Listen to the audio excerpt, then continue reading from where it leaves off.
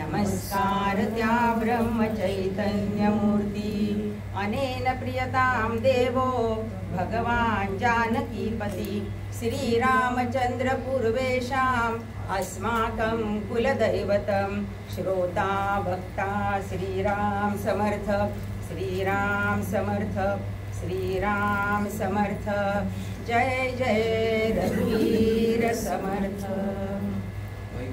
अजून घेऊ पुढे।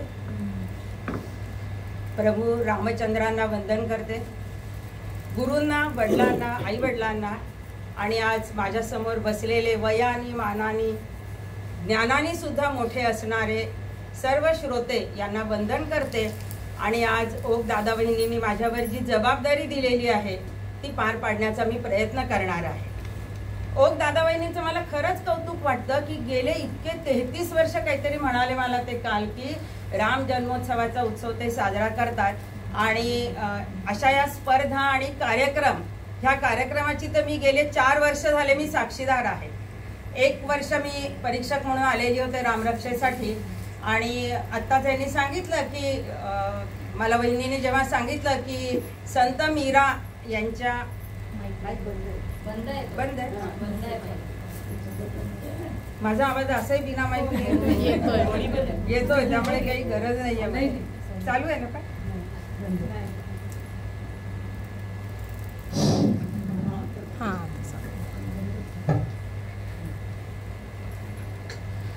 ओक वहिनीने मला जेव्हा सांगितलं की संत मीरावर तू बोलशील का, पहिल्यांदा मला असं वाटलं होतं की हो म्हणावं का नाही म्हणावं, पण मी म्हणलं ठीक आहे प्रयत्न करायला काही हरकत नाहीये म्हणून मी हो म्हणून त्यांना सांगितलं। ताबडतोब बाजारामध्ये गेले, एक संत मीरावरचं एक पुस्तक विकत आणलं, त्या पुस्तकातनं सगळा अभ्यास केला आणि इथं येऊन संत मीराचं चरित्र सांगितलं। पुढच्या वर्षी जेव्हा करुणाष्टकांचा अर्थ सांगायची वेळ आली त्यावेळेलाही मला बहिणी म्हणाल्या की करुणाष्टकाचा अर्थ सांगशील का, तर समर्थांचं वाङ्मय समर्थ हे लहानपणापासून माझ्या खूप आवडीचे होते। मी म्हटलं चला त्यानिमित्ताने आपला तोही अभ्यास होईल म्हणून मी त्याही वेळेला त्यांना हो म्हणून सांगितलं, संपूर्ण करुणाष्टकाचा अभ्यास केला आणि इथे येऊन करुणाष्टकाचा अर्थ सांगितला। परंतु यावर्षी जेव्हा मला वहिनींचा फोन आला की यावर्षीचे विषय आम्ही वेद ठेवलेले आहेत आणि तू ऋग्वेद या विषयावर बोलशील का, काही हरकत नाहीये, तर मी म्हटलं हो चालेल हरकत काही नाही। आपण मागचे 2 वर्ष जसा अभ्यास केला, पुस्तकं विकत आणली आणि त्याच्यावर बोलण्याचा प्रयत्न केला, याही वर्षी आपण तसाच प्रयत्न करूया। पण मी बाजारामध्ये गेले त्यावेळेला मला एकाही दुकानामध्ये ऋग्वेदावरचं पुस्तकच विकत मिळालं नाही आणि मला मुख्य म्हणजे जोशी ब्रदर्सकडे सुद्धा त्यांनी सांगितलं की ऋग्वेदाचं पुस्तक तुम्हाला औरंगाबादमध्ये मिळणार नाही, पुण्यात मिळेल। मी विचार केला की पुण्यातल्या लोकांना ऋग्वेदाचा अभ्यास करावा वाटतोय आणि आपल्या औरंगाबादच्या लोकांना ऋग्वेदाचा अभ्यास करावा वाटत नाहीये। पण मी म्हणाले की मी संस्कृत शिक्षिका असून मी तरी इतके दिवस कुठे अभ्यास केला। जेव्हा दादा वहिनीने मला सांगितलं की ऋग्वेदावर बोलशील का, त्याच वेळेला मी ऋग्वेदावर आपल्याला बोलायचं आहे, नाहीतर फक्त संस्कृतच्या अभ्यासक्रमामध्ये जो येतोय तेवढ्यापुरता अभ्यास केलेला, परंतु ऋग्वेद म्हणजे काय आहे ह्याचा ज्या वेळेला विचार करायला लागले त्यावेळेला पुस्तक मिळालं नाही। मग मी म्हणलं आता काय करायचं, हा मोठा प्रश्न पडला।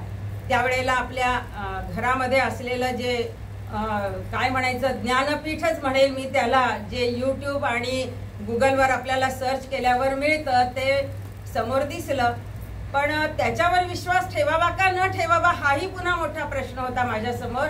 परंतु मी प्रामाणिकपणे सांगते की सुचेता परांजपे, डॉक्टर सुचेता परांजपे यांची मी सगळी व्याख्यानं ऐकली, त्यांच्या सगळ्या मुलाखती ऐकल्या आणि मग त्याच्यावरून मी नोट्स काढल्या आणि त्याला प्रमाण धरून, त्यामुळे मला एकही पुस्तक मिळालं नाही। नाहीतरी पुस्तक तरी आपण काय करतो की त्या पुस्तकाच्या लेखकावर आपण विश्वास ठेवतो आणि ती माहिती सांगतो। आजही मी सुचेता परांजपेंवर विश्वास ठेवला, त्यांनी जी माहिती सगळी सांगितलेली आहे त्यातली काही काही सांगण्याचा मी आज या ठिकाणी प्रयत्न करणार आहे। ऋग्वेदाचा ज्या वेळेला आपण सांगायचा प्रयत्न करणार आहे त्यावेळेला सगळ्यात महत्त्वाचं ऋग्वेद या आधी वेद या शब्दाची मला खूप उत्सुकता वाटलेली होती, कारण आताच म्हणायला या की आपण वेद म्हणजे ज्ञान हे सुद्धा आपण कधीतरी पाहिलेलं असेल, परंतु पुन्हा ते डोक्यात न गेलेलं होतं की वेद म्हणजे काय आहे। परंतु वेद हा शब्दच कालही त्या मृदुलाताईंनी सांगितलं की विद या धातूपासून तयार झालेला आहे, की विद म्हणजे जाणणे, आणि यापासूनच विद्या विद्वान हे शब्द तयार झालेले आहेत. मग जे जाणायचं आहे ती विद्या आणि जो जाणतो तो विद्वान, हा त्याचा सरळ अर्थ आहे. पण वेद म्हणजे जर ज्ञान आहे तर ज्ञान म्हणजे वेद नाहीये हे नक्की आहे, की वेद म्हणजे ज्ञान आहे, कारण त्याचा वेगळा अर्थ आहे. वेद या शब्दाला एक वेगळी उंची आहे. वेद या शब्दावर एक त्याची आध्यात्मिक त्याला बैठक मिळालेली आहे. त्यामुळे वेद म्हणजे ज्ञान, पण ज्ञान म्हणजे वेद नाही. नाहीतर आपण कोणतंही ज्ञान घेतलं की ते वेद आहे का, तर नाही. आणि त्याचं कारण काय आहे, तर हेही सुद्धा पुढे आपल्याला लक्षात येईल की हे कारण त्याचं काय आहे आणि हा वेद केव्हा निर्माण झालेला आहे, वेद काय आहेत. आता कालही आपण त्याची प्रस्तावना ऐकली तेव्हा पाहिलं की त्याचा काळच आपल्याला निश्चित माहिती, पण तरीही आज तो टिकून आहे. त्याच्या पाठीमागचं कारण एकच की तो मौखिक पद्धतीने सुरू होता. तो लक्षात ठेवून त्याच्यात काहीही बदल झालेला नाही. आणि सगळ्यात महत्वाचं म्हणजे देवभाषा संस्कृत भाषेमधला तो आहे, आणि म्हणूनच आपण तो संस्कृत भाषेतला आहे म्हणून जाऊ दे, आपल्याला काही तो समजत नाही, संस्कृत भाषा काही आपली नाही, आणि असं म्हणून त्याच्याकडे दुर्लक्ष करतो. परंतु संस्कृत भाषेला जरी असला तरी त्याचं जे भाषांतराचे जर आपल्याला मिळाले पुस्तकं तर उत्सुकता म्हणून आपण ते वाचायला काही हरकत नाहीये. त्यामुळे आता या म्हणाले की मागचं सगळं आयुष्य फुकट गेलं, इतक्या दिवस कधी वाटलंच नाही. जेव्हा वेळेला ओक दादा वैद्यने सांगितलं की चला वेद बघू, तेव्हा आपल्याला वेद बघायचं, त्याच्यात काय आहे हे बघायचं आपल्याला लक्षात आलं, किंवा आपण ते करण्याचा विचार करायला लागलो. आता ह्या वेदाला परमेश्वराचा श्वास असं म्हणतात का, कारण सगळ्या ऋषींनी हजारो वर्ष तपश्चर्या केली आणि त्यानंतर ब्रह्मदेवाच्या श्वासामधून त्यांच्यापर्यंत ते पोहोचले. हे कोणी शिकवले नाही त्यांना ते डोळ्यासमोर दिसले, अंतरचक्षुला दिसले, कानाला त्यांना ऐकू आले. म्हणून त्याला वेदाचं दुसरं एक नाव आहे श्रुती. आणि म्हणूनच काल शब्द रिपीट होतील की म्हणूनच जो विद्वान आहे त्याला श्रुतवान, बहुश्रुत हे जे शब्द आहेत ते त्यामुळेच आहेत. आणि म्हणूनच आपण आता आज इथं जे ऐकायला सगळे बसलेले आहेत, आपण जर घरी एखादं वाचायला घेतलं, एक उदाहरण म्हणून मी तुम्हाला सांगते की वाचायला घेतलं तर वाचता वाचता आपलं मन इकडं तिकडं जातं, मध्येच डोळा लागतो आणि मग ते तितकं लक्षात राहत नाही. पण ह्या दोन कानांनी आपण जे ऐकतो ते आपल्या जास्त लक्षात राहतं. त्यामुळे आज जे आपलं ऐकलेलं आहे, काल जे आपण ऐकलेलं होतं ते आपल्याला चांगलं लक्षात राहणार आहे.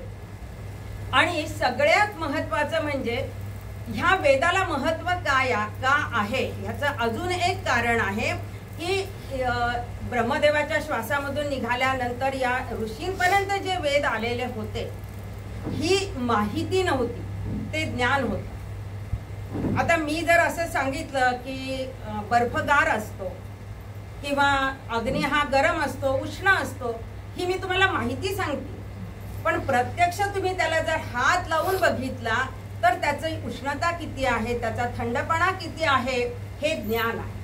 आणि ऋषींनी सुद्धा ते अनुभवलं, अनुभवामधून त्यांनी ते सगळं आपल्यामध्ये साठवलं आणि मौखिक पद्धतीने पुढच्या पिढीला ते देत गेले. आणि म्हणूनच वेदाला प्राचीन वाङ्मय आपण असं म्हणतो. भारतातच नाही, कालही त्यांनी सांगितलं संपूर्ण जगामधलं प्राचीन वाङ्मय काय आहे तर वेद आहे. आणि वाङ्मय का म्हणायचं त्याचे कारण कालही पाहिलं, आज पुन्हा आहे की वाणीने इकडून तिकडे ह्याच्या एकाकडून दुसऱ्याकडे शिष्यांकडे गेलेलं होतं. त्यांच्या बुद्धिमत्तेचं खरंच कौतुक आहे. ते पाठांतराच्या पद्धती वगैरे आपण काल पाहिल्या की तशाच पद्धतीने ते पाठ केल्या जायचं. आपणही लहानपणी केलेल्या ज्या श्लोक वगैरे पाठांतर असतात ते आपण विसरत नाही, परंतु हळूहळू पाठांतर हे कालांतरितच व्हायला लागलंय म्हणावं लागेल मला. का तर आपल्या हातामध्ये असलेल्या मोबाईलचं सुद्धा उदाहरण आहे. पूर्वी जेव्हा आपण डायल करून फोन करत होतो तेव्हा आपल्याला सगळ्यांचे नंबर पाठ होते. आज आपल्या स्वतःचाच नंबर सांगायचा असेल तर आपण लगेच मोबाईल काढतो, त्याच्यातनं बघतो आणि सांगतो.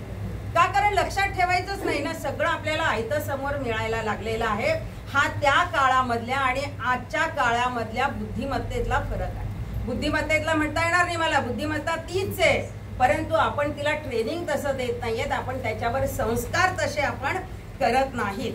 आणि ह्या ऋषीमुनींना इसवी सन पूर्वी कोणी 2000, कोणी 4000, कोणी 5000 त्या काळापासून चालत आलेलं वेदाचं ज्ञान हे रामायण कालापर्यंत, महाभारतापर्यंत तेच ज्ञान पुढेपर्यंत येत होतं. आजही आपण त्याच ज्ञानाचा उपयोग कसा करून घेतो हे पुढच्या उदाहरणांवरून तुम्हाला लक्षात येईल. मी पुढे जी उदाहरणं सांगणार आहे त्या उदाहरणावरून आपल्याला हे कळेल की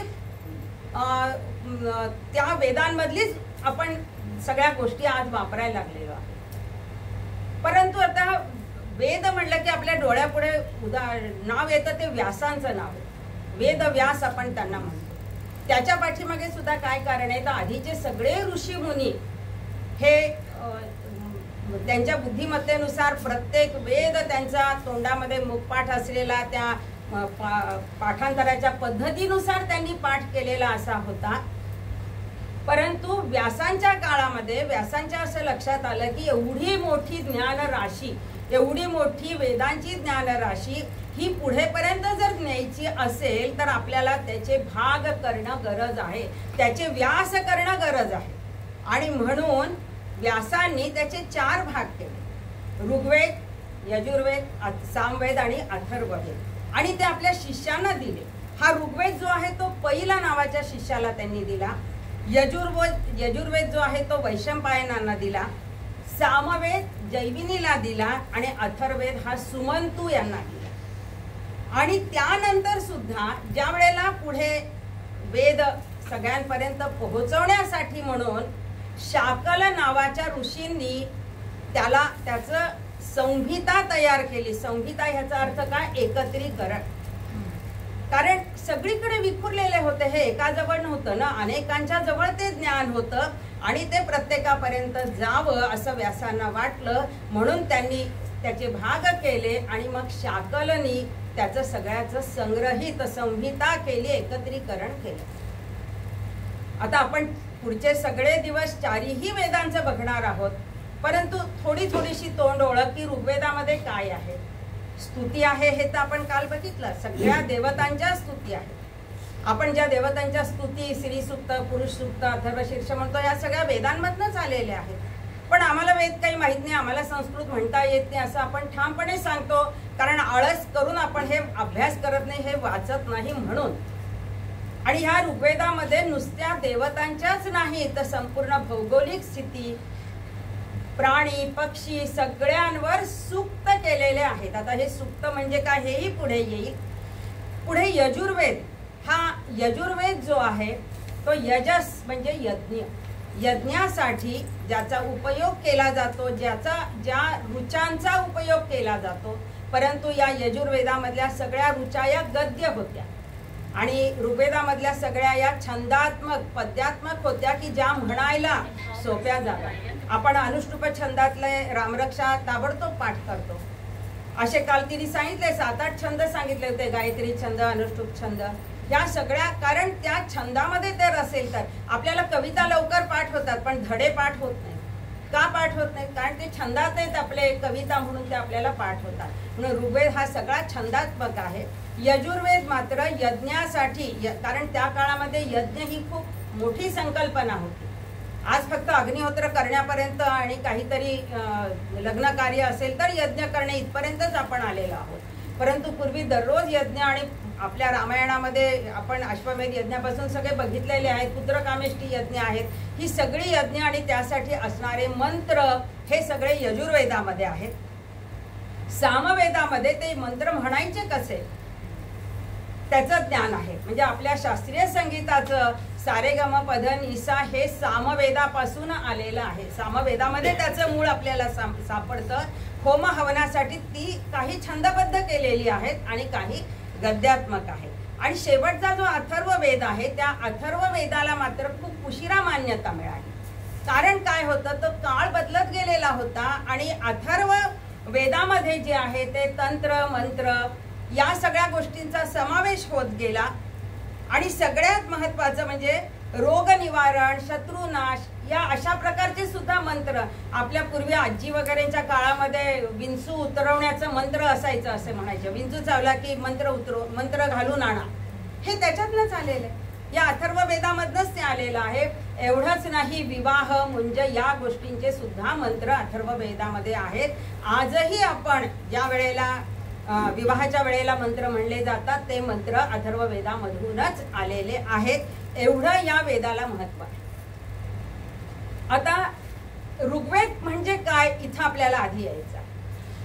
तर ऋग या शब्दापासून ऋग्वेद तयार झालेला आहे आणि ऋग या शब्दाचे अर्थ 2-3 आहेत संस्कृत मध्ये. एक त्याचा पूजा करणे असा होतो, स्तुती करणे असा होतो, प्रशंसा करणे असा होतो. आणि म्हणून ज्या वेदामध्ये स्तुती केलेली आहे, प्रशंसा केलेली आहे तो ऋग्वेद. आणि त्या ऋग या शब्दाचा मराठी शब्द आहे ऋचा. जे त्याच्यामध्ये जे मंत्र आलेले आहेत त्याला आपण म्हणतो ह्या ऋग्वेदामधल्या ऋचा आहे. परंतु ऋचा हा जो शब्द कशातून आलेला आहे, ऋग या शब्दापासून तो आलेला आहे. आता या ऋग्वेदामधले जे काही काही शब्द आहेत त्या शब्दांच्या आधी मी अर्थ सांगते आणि मग ऋग्वेदामध्ये काय आहे हे आपण बघणार.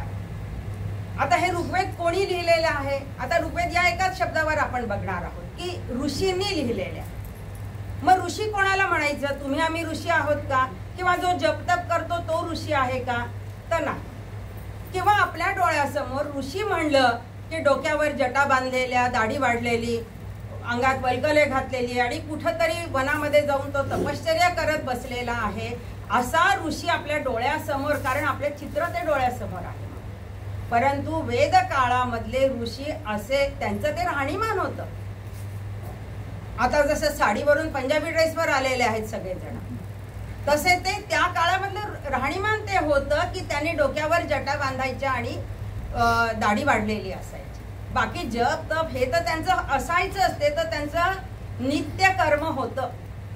जे आज आपण फक्त ऑफिसला जाताना घाईघाईने फक्त देवापाशी दिवा लावायचा, नमस्कार करायचा, तेही आपल्या आईवडिलांनी सांगितलेलं आहे म्हणून, आणि ताबडतोब ऑफिसमध्ये जायचं. पण हा काळानुरूप बदल आहे. आजच्या काळामध्ये जर एखादा पूर्ण वेळ जप तप करत बसला तर तेही त्याला शक्य नाहीये.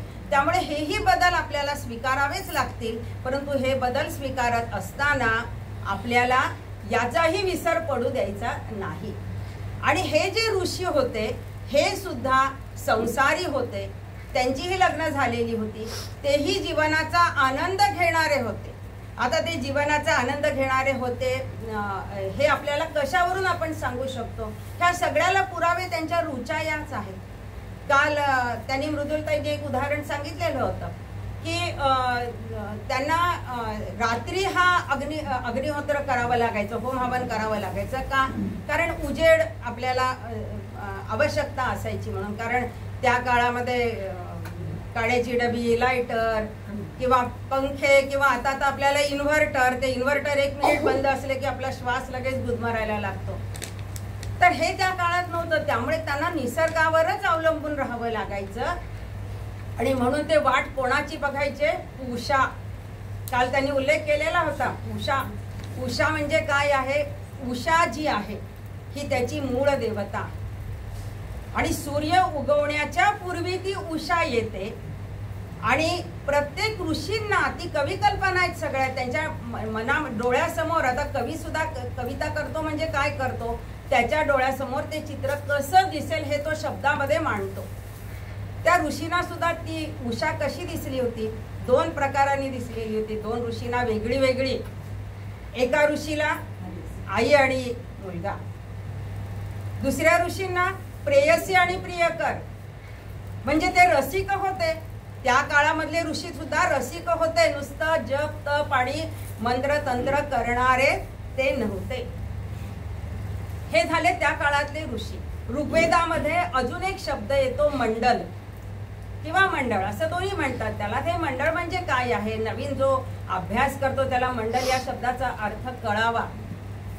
आपण दासबोध वाचतो, दासबोधामध्ये काय आहे, दशक आहे. का बरं दशक आहे, कारण 10 समासांचं त्यांनी एकत्रीकरण केलेलं आहे. मग त्या समासामध्ये वेगवेगळ्या ओव्या आहेत, वेगवेगळ्या म्हणजे संख्येने. कोणामध्ये 25, कोणात 40 या वेगवेगळ्या संख्या आहेत. पण त्याला जसं आपण दशक म्हणतो तसं ऋग्वेदामध्ये ऋचा सगळ्या ज्या एकत्रित केलेल्या होत्या त्याला मंडल असं म्हणतात. आणि हे काम शाकलनी केलेलं आहे, शाकल या ऋषींनी केलेलं आहे. मग त्यांनी ऋग्वेदाचं काय केलं, ऋग्वेदामध्ये किती ओव्या आहेत, 1028 ऋचा ओव्या नाही, सॉरी मी ओव्या आपल्या दासबोधामुळे सतत दासबोध वाचल्यामुळे ओव्या हा शब्द सारखा तोंडामध्ये की ह्या ऋचा किती आहेत, 1028 आहेत. आणि त्यांनी त्याचे 10 भाग केले, त्या 10 भागांना मंडल असं म्हणतात. आणि ते त्यांनी पहिला मंडल आणि शेवटचं मंडल हे जे 2 मंडल आहेत त्या 2 मंडलामध्ये विविध ऋषींनी केलेल्या ऋचा एकत्रित केलेल्या. परंतु त्यामध्ये त्यांनी एक गोष्ट सारखी ठेवलेली होती, ती म्हणजे त्याच्यामधल्या ऋचा ज्या आहेत त्या ऋचांची संख्या त्यांनी सारखी ठेवलेली. आणि मग पुढे जो दुसऱ्या मंडलापासून जी सुरुवात झाली ती त्यांनी ऋषींप्रमाणे त्यांची विभागणी केली. एकेका ऋषीला एक मंडल. घृत्सम ऋषींना दुसरं मंडल. तुम्हाला जर घृत्सम ऋषींनी लिहिलेली ऋचा पाहिजे असेल तर ती 3ऱ्या, 4थ्या, 5व्या मंडलामध्ये सापडणार नाही. विश्वामित्र ऋषींचं 3रं मंडल. ही अशी प्रत्येक त्यांनी ऋषींना, वामदेव, अत्री, भारद्वाज, वशिष्ठ, कण्व या सगळ्या ऋषींना त्यांनी त्या मधल्या 2 ते 9 या मंडलामध्ये त्यांनी विभागणी केली. प्रत्येकाच्या ऋचांची संख्या ही वेगवेगळी आहे. आणि पहिलं आणि शेवटचं जे मंडल आहे त्या मंडलामध्ये मात्र संमिश्र ऋषींच्या ऋचा त्यामध्ये आहे. आणि या सगळ्या गोष्टी काही एका दिवसात घडल्या का, नाही. त्याला खूप काळ गेला होता. खूप काळामध्ये ह्या गोष्टी या शाकलाने एकत्र केलेल्या होत्या. एकत्रीकरण त्याचं त्यांनी केलेलं होतं. या ऋग्वेदातल्या ज्या ऋचा आपण म्हटलेलं होतं की त्या ज्या स्तुतीपर आहेत. आता मी संस्कृत जरी शिकवत असलेली होते तरी सुद्धा आम्हाला अभ्यासक्रमामध्ये जे सुभाषित येतील किंवा आपले स्तोत्र येत असतील तेच फक्त मला पाठ होते. आता होते असंच म्हणेल मी.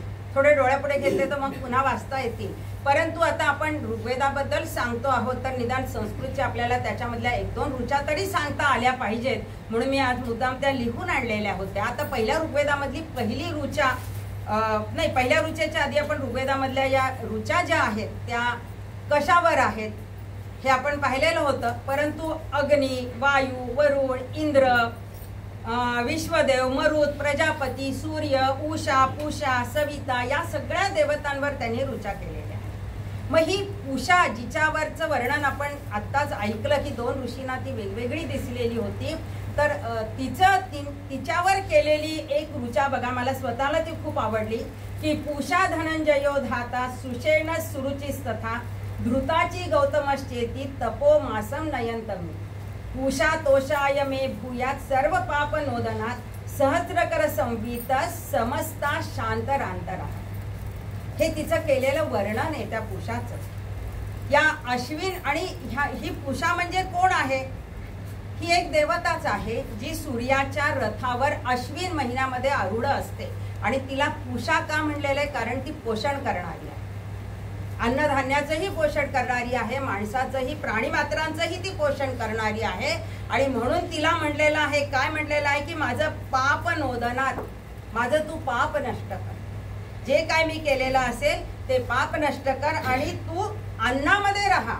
देवता ज्या वेळेला आपण नैवेद्य करत असताना आपला रोजचा स्वयंपाक आणि नैवेद्याचा स्वयंपाक यामध्ये का फरक असतो, कारण त्या वेळेला त्या अन्नामध्ये ती देवता वास करत असते. कारण आपण त्या भावनेने स्वयंपाक करत असतो, त्या भावनेने आपण परमेश्वराला नैवेद्य दाखवत असतो.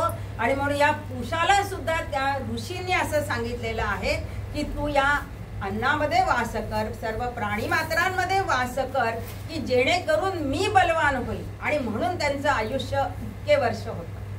त्या ऋषींचे आयुष्य किती होते म्हणून एवढ्या काळ ते करू शकले.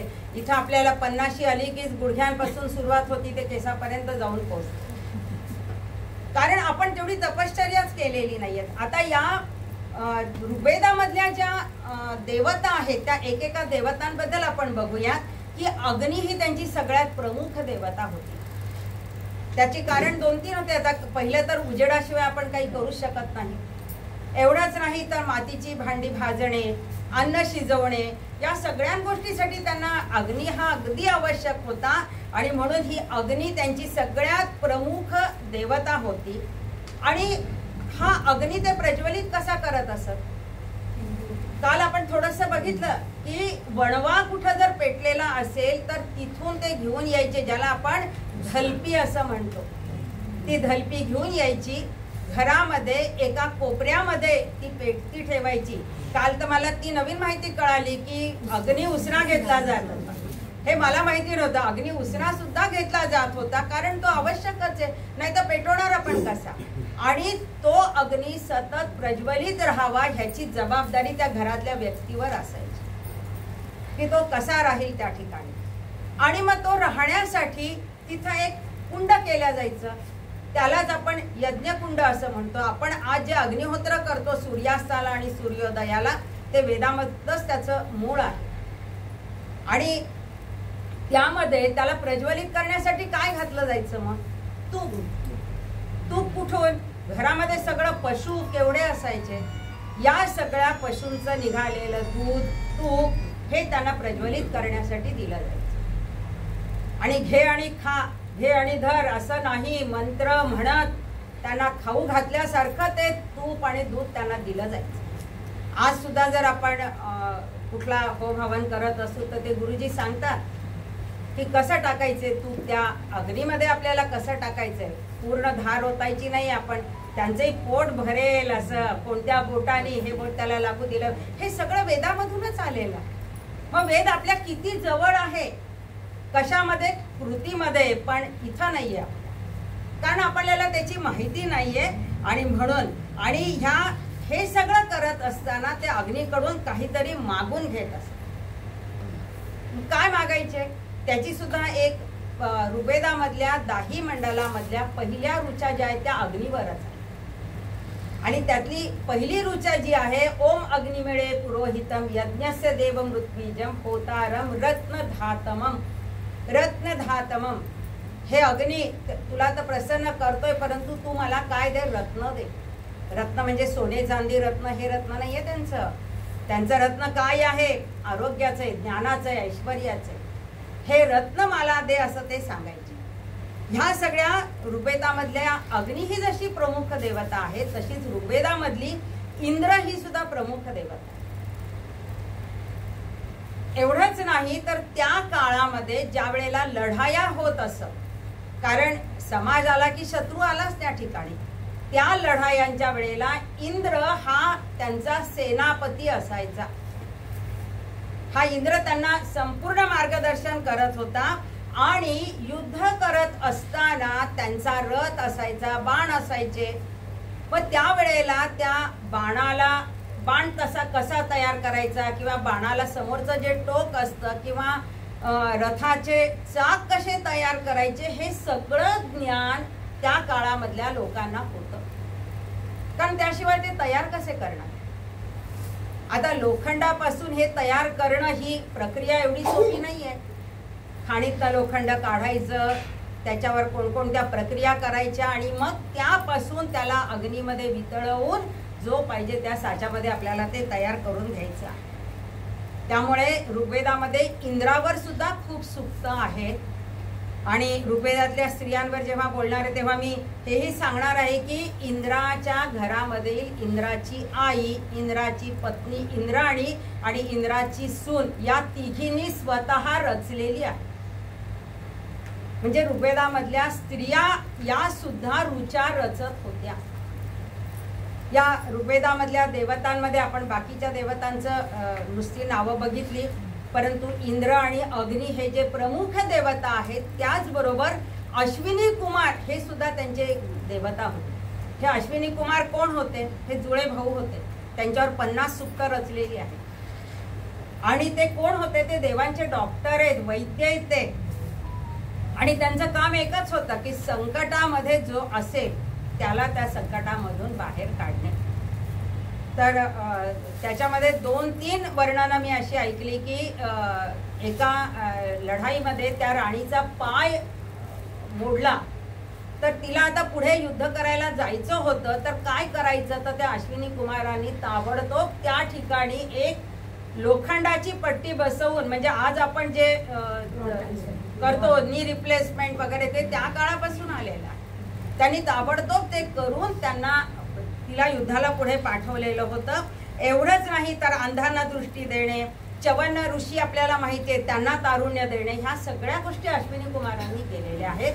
तर ह्या अश्विनी कुमार, इंद्र, अग्नी याबरोबर बाकीची पर्जन्य, या सगळ्या देवता या ऋग्वेदामध्ये आपल्याला सापडतात, त्यांच्या रुचा आपल्याला सापडतात. आता ऋग्वेदामधल्या स्त्रियांच्या बद्दल मला तर खूपच कुतूहल वाटलं, ऐकायला लागले आणि मी वाचायला लागले त्यावेळेला, की स्त्रिया एवढ्या हुशार होत्या त्या काळामधल्या, त्या ज्या रुचा करत होत्या, तर त्यांना ऋषिका असं म्हणायचे.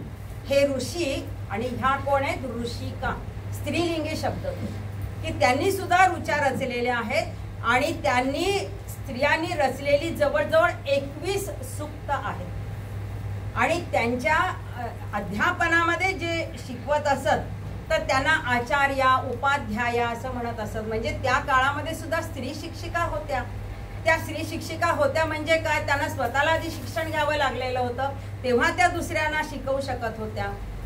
मग फक्त शिक्षिका सगळ्याच जणी नाही ना, किंवा सगळ्यांनीच रुचा रचलेल्या नव्हत्या, मग बाकीच्या स्त्रिया काय करत होत्या, तर त्याचंही वर्णन मला असं सापडलं की त्या काळामधल्या स्त्रिया ह्या घरामध्ये बरोबरीने पुरुषांना मदत करत होत्या. कोणत्या कार्यामध्ये, तर पशुधन. आपण कृष्णाच्या ह्याच्यामध्ये सुद्धा पाहतो की सगळ्या गवळणीच होत्या. दूध काढणे, त्या दुधाचं पूर्ण नुसतं दूध काढून होणार नाहीये, पुढची प्रक्रिया आम्हाला महिलांना सगळ्यांना माहिती की त्या दुधाला जर तुपापर्यंत न्यायचं असेल तर काय काय करावं लागतं, हे सगळं कार्य त्या काळामधल्या स्त्रिया करत होत्या. आणि काही काही स्त्रिया या युद्धावर सुद्धा त्यांच्या बरोबर जायला तयार असायच्या, म्हणजे त्यांच्याजवळ युद्ध कौशल्य होतं, घरातलं हे होतं, शिवाय घरकाम वगैरे तर हे आहेच. त्यांच्यामध्ये एका स्त्रीला, आणि म्हणूनच आपण दूध काढणाऱ्या स्त्रीला जे दुहिता असं म्हणतात. का बरं, कारण ती दूध काढून ह्या सगळ्याचं काम करायची. आणि अजून एक त्या ऋग्वेदामध्ये स्त्रीला नाव दिलेलं आहे उदकुंभ. कशासाठी, तर ते डोक्यावर कुंभ म्हणजे घडा घेऊन पाणी भरायचं सुद्धा काम तिला करावं लागायचं. म्हणजे आज आपण जी कामं करतो थोडीशी वेगळ्या पद्धतीने, आपण नळ सोडून पाणी करतो, हे करतो, या सगळ्या ज्या गोष्टी बदल झालेल्या आहेत, परंतु ती कामं त्या काळामधल्या सुद्धा स्त्रिया करत होत्या. आणि त्याशिवाय भरतकाम करणे, विणकाम करणे, कारण सोन्याच्या तारेनी केलेले भरतकाम हे त्यांच्या वस्त्रांवर असायचं. आता खाणीतून सोनं काढायचं, त्याची तार बनवायची आणि त्या तारेनी आणि सुईनी पुन्हा ते अशोच्या मानम असं एक त्याचं मला आज आठवत नाहीये, त्याचं एक सुईसाठी वापरलेलं आहे की ती सुई कधीही तुटायची नाही. सुई तयार करणं सोपं नाही, पण तेही काम त्या काळांमधल्या स्त्रियांना जमत होतं किंवा त्या करत होत्या. त्या काळामधल्या अजून एका स्त्रीबद्दल मला खूप कौतुक वाटलं की अपाला नावाची जी ऋषीची मुलगी होती, कोणत्या ऋषींची, अत्री ऋषींची मुलगी होती, तर तिच्या ज्ञानाचं कौतुक किंवा तिच्यामध्ये असणाऱ्या हिंमत तिच्यामध्ये किती होती याचं मला खूप कौतुक वाटलं. की तिचं असं वर्णन केलेलं आहे की तिचा विवाह झाल्यानंतर तिला त्वचा रोग झाल्यामुळे तिला परत पाठवून दिलेलं होतं.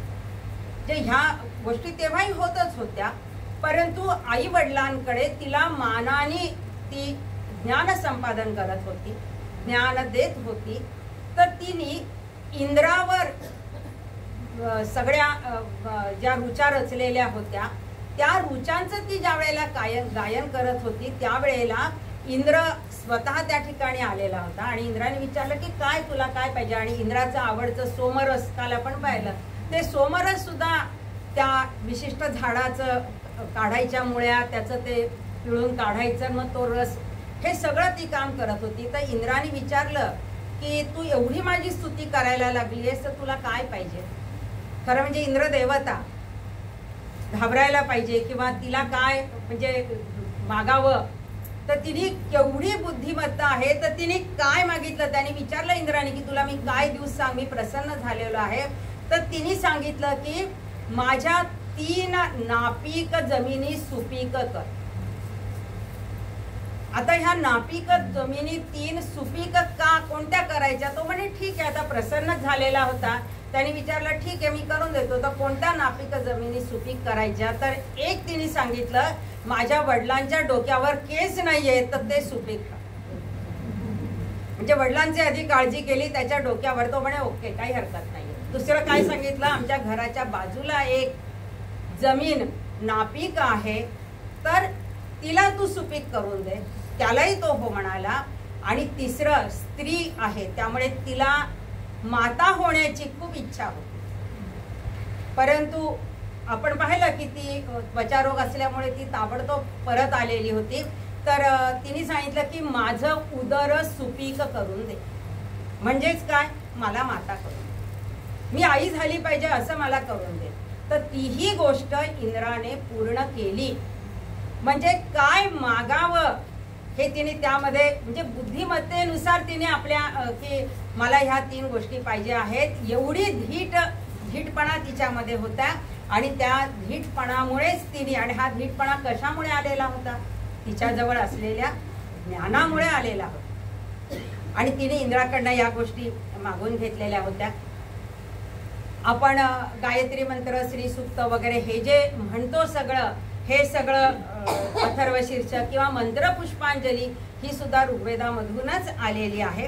परंतु ऋग्वेदामधली जी सूक्त आहे त्या सूक्तांच्या विषयी मी थोडंसं बोलणार आहे की या सूक्तांना नावं दिलेली होती की पालुपद सूक्त. आता पालुपद सूक्त म्हणजे काय? पालुपद म्हणजे ध्रुपद, जे संपूर्ण सूक्त एक जो मूळ असेल ऋत्विज ज्याला म्हणतात की प्रमुख म्हणणारा तो मंत्र म्हणायचा आणि पालुपद जे आहे ते बाकीचे सगळ्यांनी म्हणायचे. त्याला पालुपद सूक्त असं म्हणायचे. म्हणजे त्याच्यातल्या सुद्धा विभागणी बघा. त्यानंतर अर्ध पालुपद सूक्त, अर्धाच भाग फक्त काही जणांनी म्हणायचा. त्यानंतर संवाद सूक्त, कथा सूक्त, वैदिक देवता सूक्त, कूट सूक्त, कृषी सूक्त, विवाह सूक्त ही सगळी सूक्त ऋग्वेदामध्ये आलेली आहेत. आणि ही आख्यान सूक्त जी आहेत ती कथात्मक आहेत. संवाद सूक्त जी आहेत ती दोघांमध्ये आहेत. जेव्हा संवाद सूक्त आहेत ह्याचा अर्थ काय होतो की ती सादर केल्या जात होती, म्हणजेच त्यांच्यामध्ये नाट्यकला सुद्धा होती. ते सादरीकरण करण्यासाठी श्रोतेवर्ग असायचे, करणारे लोक असायचे, हे सगळं त्यांच्यामध्ये होतं. आणि ही सूक्त कोणावर होती? ही जी संवादात्मक सूक्त जी आहेत ती यम आणि यमी यांचा संवाद, पुरुरवा आणि उर्वशी यांचा संवाद, विश्वामित्र ऋषी आणि नद्या यांचा संवाद. मला सगळ्यात जास्त आवडला तो म्हणजे 2 संवाद मी इथे सांगणार आहे की विश्वामित्र ऋषी आणि नद्यांचा. विश्वामित्र ऋषी खरं म्हणजे पाहिलं की आपल्याला डोळ्यापुढे ते क्रोधिष्ठ होते, हे आपल्याला सगळ्यांना माहिती. तर त्या ऋषीने नदीवर केव्हा सूक्त रचलेलं होतं तर ते एकदा लढाई करून परत यायला लागलेले होते. तर ते लढाई करून परत येत असताना बरोबर सगळं आता लढाई करून जिंकून परत आल्यानंतर त्यांच्याबरोबर भरपूर त्यांचं सैन्य असायचं, युद्धामध्ये मिळालेला सगळा सामान सगळं असायचं. ते सगळं ते घेऊन येत असताना एका ठिकाणी त्यांना 2 नद्यांचा संगम लागला. सरस्वती आणि दुसरी नदी कोणती, सतलज, जी हिमालयामध्ये आहे. ह्या सगळ्या गोष्टी त्या तिकडच घडलेल्या आहेत.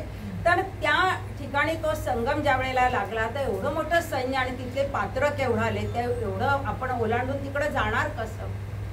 त्यावेळेस नदीने काय केलं, हे विश्वामित्रांनी काय केलं तर ते तिथं बसले आणि त्यांनी नदीवर सूक्त रचायला म्हणजे तिची स्तुती करायला सुरुवात. पण नदी ही तेवढीच नदी. आणि विचारलं त्या नद्यांनी की तू एवढी माझी स्तुती का करायला लागलेल्या आहेत? ही संवाद सूक्त आहे बरं का, आपल्या डोळ्यापुढे आपण आणूया की एकीकडे विश्वामित्राने एकीकडे ह्या नद्या संवाद करायला लागलेल्या. नदीने विचारलं की अरे तू माझी एवढी स्तुती का करायला लागली? स्तुती कोणी कोणाची फुकट करत नाही, काहीतरी त्याच्या पाठीमागे कारण असतं. तर विश्वामित्रांनी सांगितलं की स्तुती सुद्धा करताना काय सांगितलं त्यांनी बघा, त्या सुद्धा कल्पना किती सुंदर आहे. त्या रुचा काय आहेत तर त्या म्हणतात की वा वा वा, तुम्ही दोघी नद्या काय छान जायला लागलेल्या आहात, जशा काही दोघी मैत्रिणी हातात हात घालून जायला लागलेल्या आहात. असं म्हटल्यानंतर त्यांना अजून आनंद झाला, मैत्रीण आपल्या शेजारी आहे ना.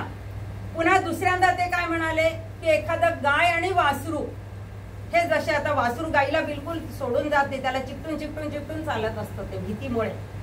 त्यामुळे त्या की तुम्ही गाय वासरासारखे दोघी जणी जायला लागलेले आहेत. हे असं सगळं म्हणल्यानंतर, एवढी स्तुती केल्यानंतर मग नद्यांनी विचारलंच की काय पाहिजे ते माग तू आता. तेव्हा विश्वामित्रांनी सांगितलं की मी एवढं सगळं सैन्य घेऊन जायला लागलेलं आहे, तर मला इकडून तिकडं जायचं आहे, तर तुझा प्रवाह थोडा कमी कर. पण नद्या तेवढ्याच हुशार, त्यामुळे आम्हाला वरुणाने सांगितलं त्या मार्गाने, त्याच वेगाने, त्याच प्रवाहात आम्ही जाणार, आम्ही त्याच्यात काही बदल करणार नाही.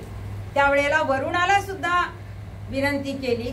मग इंद्राने मार्ग बदलून दिला आणि म्हणजे एवढा त्या सुक्तांचा प्रभाव असायचा, मार्ग बदलून दिला आणि मग ते सैन्य पुढे गेले.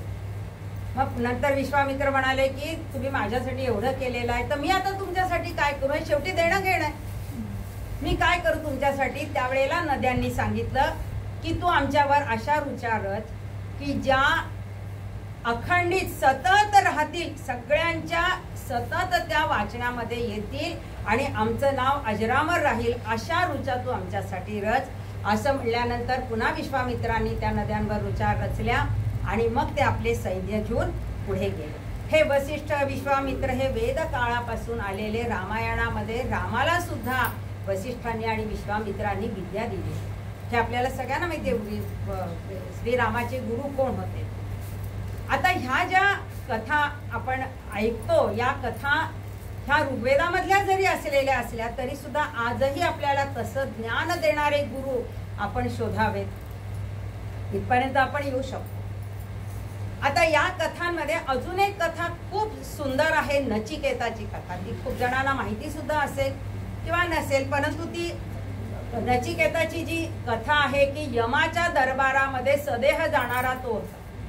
नाही तर आपल्याला माहिती आहे मृत्यूनंतर यमाकडे जायचं, हे होणार आहे, ते होणार आहे, ते होणार आहे, पण कोणी येऊन सांगितलंय परत आपल्याला तिथं काय आहे ते. परंतु हा नचिकेत जो आहे त्याची एक कथा मी आज तुम्हाला सांगणार आहे की गौतम गोत्रोत्पन्न एक ऋषी होते उद्दालक नावाचे, आणि त्यांचा हा नचिकेत नावाचा मुलगा होता. 5-6 वर्षाचा असेल तो मुलगा.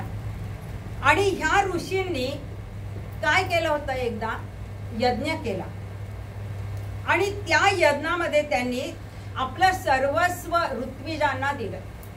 ऋत्विज म्हणजे माहिती आपण तो शब्द आलेला आहे खूपदा, की जे यज्ञ करण्यासाठी आलेले होते त्या सगळ्यांना त्यांनी सर्वस्व दिलं. सर्वस्व म्हणजे काय, आपल्याला गोंदवलेकर महाराजांच्या कथांमध्ये आपण खूपदा बघतो की काशीला जायचं म्हणलं, आई नको म्हणाली तर त्यांनी तुळशीपात्र घरात ठेवलं आणि चल म्हणाले आईला, काही हरकत नाही. त्यांनी त्या राजाने सुद्धा ह्या ऋषीने सर्वस्व देऊन टाकलं. पण हा नचिकेत तिथंच बसलेला होता. तर तो म्हणे की माझ्या बाबांनी आपला यज्ञ सफल व्हावा म्हणून आपलं सर्वस्व दिलं आणि मी तर माझ्या वडिलांचा मी सर्वस्व आहे, मग मला कोणाला देणार आहे ते. मग त्यांनी वडिलांनाच विचारलं की बाबा तुम्ही मला कोणाला देणार आहात. त्यांना वाटलं की लहान मुलगा आहे, अजून कळत नाही, त्यांनी जा बाजूला हो, आपलं आपलं काम सुरू ठेवलं. दुसऱ्यांदा विचारलं, तिसऱ्यांदा विचारलं, शेवटी चिडून ते म्हणाले की तुला यमाला दे. यमाला देतो, एकदा शब्द होते त्या काळामधले, यमाला देतो म्हणलं की दिलं यमाला. पण त्या वेळेला आकाशवाणी झाली आणि त्या नचिकेताला सांगण्यात आलं की तू यमाच्या दरबारामध्ये जा, तिथं सध्या यम नाही, तू 3 दिवस तिथं राहशील, परंतु त्या ठिकाणी त्या यमाचे जे घरचे लोक आहेत ते तुला खा पी म्हणतील काहीतरी, पण तू काहीही खायचं नाही, तू उपाशी राहायचं. मग 3 दिवसांनी यम जेव्हा येईल तेव्हा तो तुला विचारेल की तू काय खाल्लंस, तर तेव्हा तू काय सांगायचं की ते तुला म्हणतील की पहिल्या रात्री तू काय खाल्लं, तर तू त्यांना सांगायचं की मी तुमची प्रजा खाल्ली. दुसऱ्या रात्री काय खाल्लं, तर तुझे पशु खाल्ले. आणि तिसऱ्या रात्री काय खाल्लं, तर तुझं सुकृत खाल्लं. अशी उत्तरं तू त्यांना दे. अशी आकाशवाणी झाल्यानंतर नचिकेत निघाला यमाच्या दरबारामध्ये. यम नव्हता, दरवाजे बंद होते, तिथं तो थांबला. सगळ्यांनी खायचा आग्रह केला पण त्यांनी आकाशवाणी झालेली होती त्यामुळे त्यांनी काहीही खाल्लं नाही. तिसऱ्या दिवशी जेव्हा यम आला तेव्हा यमाने विचारलं की तू काय खाल्लंस, तर त्यांनी सांगितलं की मी तुझी प्रजा खाल्ली.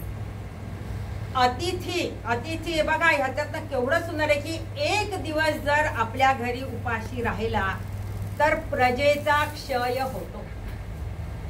दुसरा दिवस उपाशी राहिला की पशूंचा नाश होतो. तिसरा दिवस उपाशी राहिला की आपलं सुकृत सगळं नाश पावतं. म्हणून अतिथी देवो भव हे आपल्याला जे सांगितलेलं आहे हे त्यांनी सांगितल्यानंतर यमाने ओळखलं की हा मुलगा काही कोणी साधा सुद्धा नाहीये, तो असे प्रश्न विचारतोय. मग त्यांनी विचारलं की तुला काय पाहिजे. मी प्रसन्न झालो. पूर्वीचे देव असेच होते, प्रसन्न झाले की काय पाहिजे, तुला काय पाहिजे. त्यावेळेला नचिकेताने सांगितलं की मी सदेह पुन्हा माझ्या वडिलांकडे जावं. कारण तो वडिलांना सोडून आलेला होता इकडं, त्यामुळे मी सदेह माझ्या वडिलांकडे जावं आणि सगळ्यात महत्वाचं म्हणजे माझ्या हातून घडणारं जे सगळं कर्म आहे ते अक्षय व्हावं आणि मृत्यूवर मी विजय मिळवावा. ह्या 3 गोष्टी त्यांनी मागून घेतल्या. तेव्हा यमानी त्याला ब्रह्मज्ञान दिलेलं होतं. ते यमाकडून ब्रह्मज्ञान घेऊन तू परत आलेला. ह्या कथा सगळ्या ऋग्वेदामध्ये आहेत. या कथांमधून आपण कितीतरी गोष्टी शिकतो. अजून एक गोष्ट त्याच्यामध्ये मला खूप आश्चर्य वाटलं की सरमा नावांची जी त्यांची पुत्री होती देवांची, तर तिची सुद्धा गोष्ट आली होती की इंद्राच्या गायी जेव्हा पणी नावाचे राक्षस असायचे त्यांनी पळवल्या होत्या. त्यावेळेला इंद्रांनी त्या सरमाला सांगितलं की जा कुठं पळून नेलेले आहेत त्यांचा मार्ग काढ. म्हणजे आज पोलीस खात्यामध्ये आपण कुत्र्यांना जो मार्ग काढण्यासाठी जे आहे ते कुठून आलेलं आहे, वेदामधून आले. जे त्या काळामध्ये सुद्धा मार्ग काढण्यासाठी म्हणून कुत्र्यांचा उपयोग केला जात होता आणि एवढं ज्ञान त्या काळामध्ये त्यांच्याकडे होतं की जे आजही आपल्या पोलीस खात्यामध्ये सुद्धा आपण त्याचा वापर करतो. या ईश्वरी प्रेरणेने निर्माण झालेलं हे जे वेद आहे हजारो वर्षांपासून अजूनही तसंच आहे.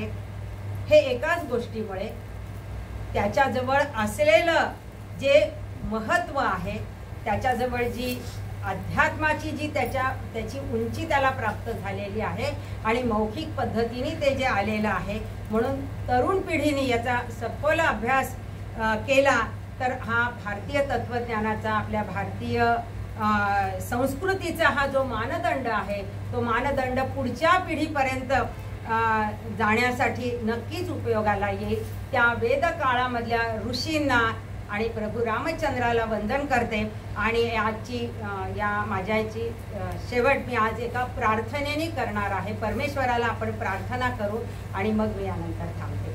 ही प्रार्थना मकरंद बुवांचं जर तुम्ही कोणी ऐकत असाल तर शिवमहापुराणाला आम्ही गेलो होतो लोणावळ्याला, तिथं आम्हाला त्यांनी ही शिकवलेली होती. ती मला खूप आवडली प्रार्थना.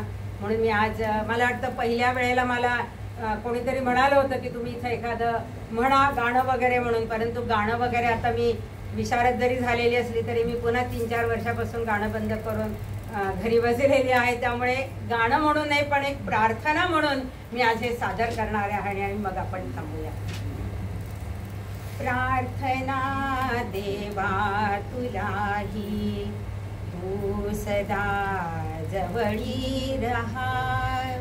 मी जिथे जाईन तेथे प्रेम दृष्टीने पहा. दुःख जेव्हा दाटुनिया भार होतो अंतरी. मी कसे विनवू तुला रे धाव तू गरुडा परी. संकटाशी झुंजण्याला हात दे मजला दहा. मी जिथे जाईन तेथे प्रेम दृष्टीने पहा. स्वैर वेगे जीवनाचा धावतो रथ सारखा. संयमाचा पथही माझ्या लोचनाना पारखा. सारथी होऊनी आता आवरी अपघात हा, मी जिथे जाईन तेथे प्रेम दृष्टीने पहा, मी जिथे जाईन तेथे प्रेम दृष्टीने पहा. धन्यवाद. एका गोष्टीचा उल्लेख माझा करायचा राहिला की काल मला या ठिकाणी जेव्हा रामाच्या वस्त्रांचं दादांनी सांगितलं त्यावेळेला तिकडं तर लक्ष गेलं, परंतु मी जेव्हा इथं नमस्कार करायला आले तेव्हा माझं लक्ष गेलं तर या समोरच्या गोष्टींकडे, की या वेळेला वेद हा विषय आहे तर केवढी सुंदर कल्पना त्या ठिकाणी केलेली आहे की तो ओम ते ऋषी वगैरे ह्या सगळ्या गोष्टी ज्या पंचकन्यांनी या ठिकाणी हे केलेलं आहे त्यांचं मला सप्तकन्यांनी जे केलेलं आहे त्यांचं खरोखर खूप कौतुक आहे. ऋग्वेदाचा अभ्यास माझा फक्त तोंड ओळख माझीच झालेली आहे, त्यामुळे तेवढीच तोंड ओळख मी तुम्हाला करून देण्याचा प्रयत्न केला. तुम्ही शांतपणे ऐकून घेतलं त्याबद्दल खूप खूप धन्यवाद.